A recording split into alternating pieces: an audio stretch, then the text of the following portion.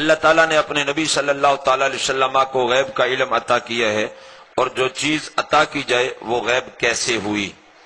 سوال آپ کے سمجھ میں آ گیا کہ بھئی اللہ تعالیٰ نے، آپ خود کہہ رہے ہیں کہ اللہ تعالیٰ نے اپنے محبوب کو علم غیب عطا کیا ہے، اور اگر عطا ہو گیا کہ اللہ نے عطا کیا تو پھر یہ غیب کیسے ہوا؟ جواب سن لیجئے۔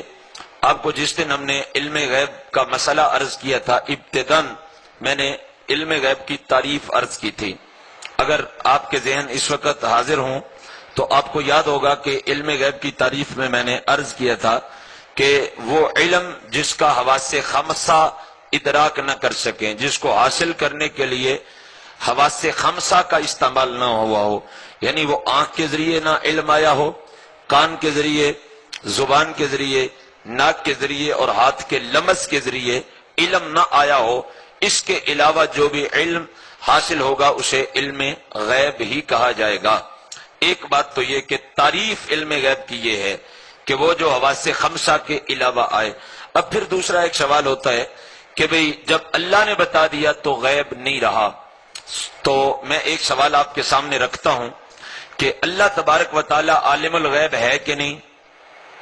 بتائیے، اللہ عالم الغیب ہے تو یہ بھی ذرا بتا دیجئے کہ اللہ سے کوئی چیز چھپی ہوئی ہے؟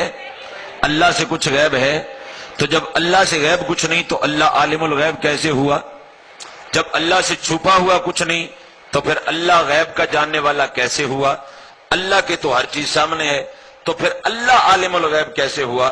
اگر یہ سوال کیا جائے تو اس کا جواب یہ ہے کہ صاحبو، اللہ عالم الغیب ہے، اللہ سے کچھ چھپا نہیں ہوا، مگر جب ہم کہتے ہیں کہ اللہ غیب جانتا ہے تو مطلب یہ ہوتا ہے کہ جو وہ علوم جو انسان کی پہنچ سے دور ہیں اور انسان کے حواس خمسہ اس کا ادراک نہیں کر سکتے، اللہ تعالیٰ ان علوم کو جانتا ہے، اس لیے کہا جاتا ہے کہ اللہ تعالیٰ غیب جانتا ہے۔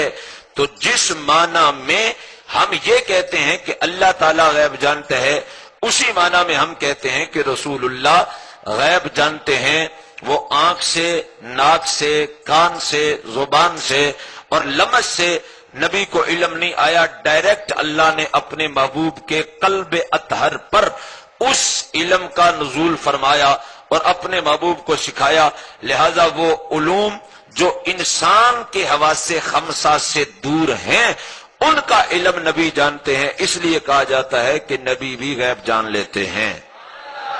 بات کی سمجھ آ گئی کہ نہیں؟ بھئی اللہ سے بھی کچھ چھپا ہوا نہیں، تو جب اللہ کو عالم الغیب کہا جا سکتا ہے تو پھر نبی سے بھی کچھ چھپا ہوا نہیں، اللہ کی عطا سے نبی غیب جانتے ہیں، اس لیے کہا جاتا ہے کہ نبی بھی غیب جانتے ہیں۔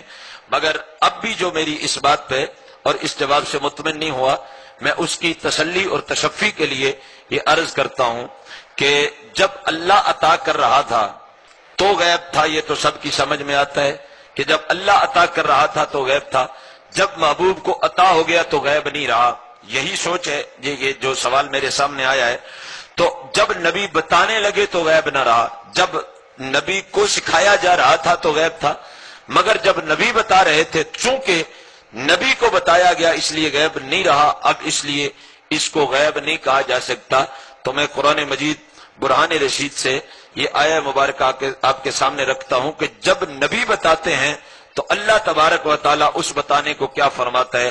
فرماتا ہے وَمَا هُوَ عَلَى الْغَيْبِ بِضَنِينَ، فرمایا میرا محبوب علیہ السلام غیب بتانے میں بخل نہیں فرما رہا ہے۔ لہذا جب سکھایا تو غیب کہا، تو جب نبی کریم علیہ السلام نے غیب آگے بتایا تو بھی اللہ نے اس کو غیب ہی کہا۔ تو جس علم کو اللہ غیب کہہ رہا ہے اسی علم کو ہم بھی غیب کہہ رہے ہیں۔ مسئلہ حل ہو گیا؟ تو اس لیے ہم نے جو ہے وہ اس کو کہا کہ نبی کریم رؤوف الرحیم صلی اللہ تعالی علیہ وسلم غیب جانتے ہیں۔